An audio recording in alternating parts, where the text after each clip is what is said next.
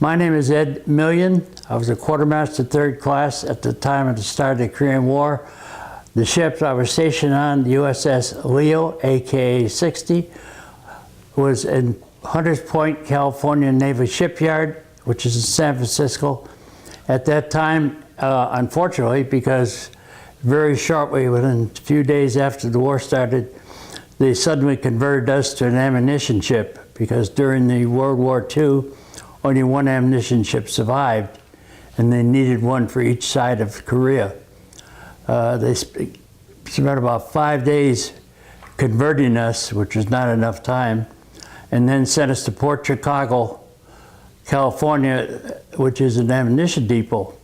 We loaded up, immediately took off for Sasebo, Japan. En route, we ran into a terrible storm.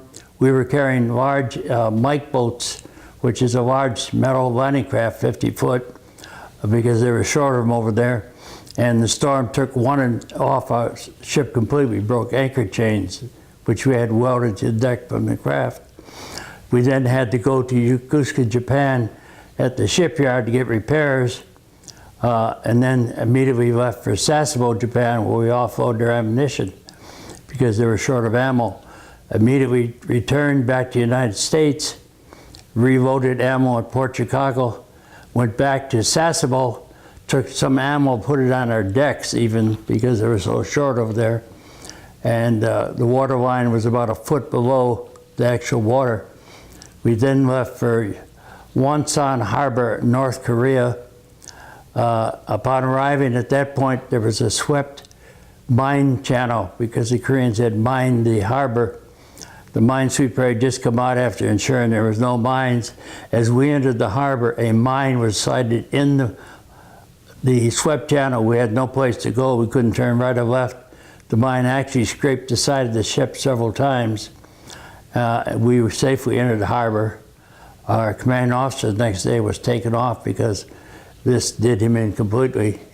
Because when an ammunition ship has one small explosion, the entire crew is gone, and the ship and anything within a mile of it's probably gone. When we entered the harbor, they put us at the far end of the harbor. None of the ships wanted us around.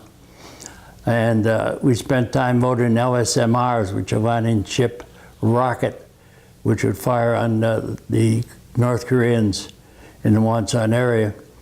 And then we spent several days there, went back to sea, replenished carriers and other destroyers, returned to Wonsan Harbor. Well, in Wonsan Harbor the third time, I was on a boat patrol at night because we had 3 boats out patrolling the area. And they opened fire on all 3 boats. In my boat, the 2 people were killed. One was wounded, and fortunately, I didn't get a scratch. That ended the boat patrol so close to shore. They moved them further out after that. During Korea, the weather was so bad, at times 60 below zero. The first 3 months in Korea, we did not have any winter clothing. In fact, the troops, 10,000 US troops froze to death the first year up there in Korea.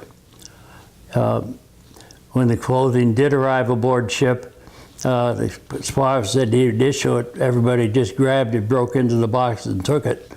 They were tired of being frozen to death. Even the cruise compartment, because this was a ship built during World War II, there was no insulation in the ship itself, and the temperature within the cruise compartment never got over about 50, 55 degrees. So we slept in all of our clothes and huddled wherever we could find some warmth, sometimes going down into the engine room, which was always warm.